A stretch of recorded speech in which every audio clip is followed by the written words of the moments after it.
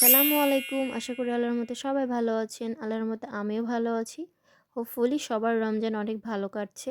তো আজকে সেহরির জন্য ভর্তা করব। তো ঝাল ভাজছি, ওতে কিছু রসুন, তারপর গোলমরিচ দিয়েছি এবং ভর্তা করার পর যে পেঁয়াজটা আমি দিয়ে মাখাবো সেটাও ভেজে নিচ্ছি। ছোট আলু সিদ্ধ করে নেওয়ার পর ভালোভাবে এপিট ওপিট ভেজে নিচ্ছি। আলুগুলো যেন ভালোভাবে প্রপারলি ভাজা হয়। শিলপাটার ভর্তা নাকি অনেক মজা হয় সবাই বলে, তো শিলপাটাতে ভর্তা করা হচ্ছে। ঝালের মধ্যে লবণ দিয়ে ভালোভাবে শিলপাটায় বেটে নেওয়া হচ্ছে।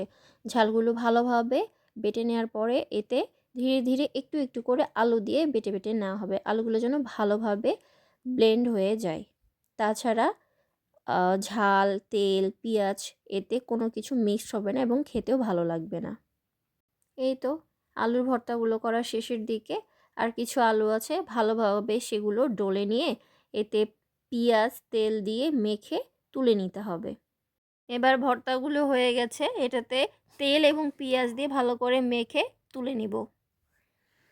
এবার চিংড়ি মাছের শুটকি ভর্তা করব, তাই ঝাল, রসুন, পেঁয়াজ সব সুন্দর করে ভেজে নিচ্ছি এবং চিংড়ির শুটকিগুলোও সুন্দর করে ভেজে নিচ্ছি।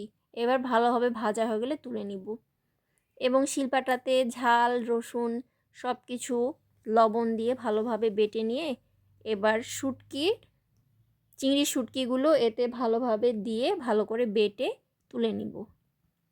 তারপর বুট রান্না করছি, বুটগুলো ভালোভাবে রান্না হয়ে গেলে তুলে নিব এবং রমজানে কিভাবে মাথার চুলের কেয়ার করছি আমরা 3 বোন, সেগুলো আপনার সাথে শেয়ার করছি। তো ভালো লাগলে সাবস্ক্রাইব করবেন। সবাই ভালো থাকবেন, সুস্থ থাকবেন, সাবধানে থাকবেন। আল্লাহ হাফেজ।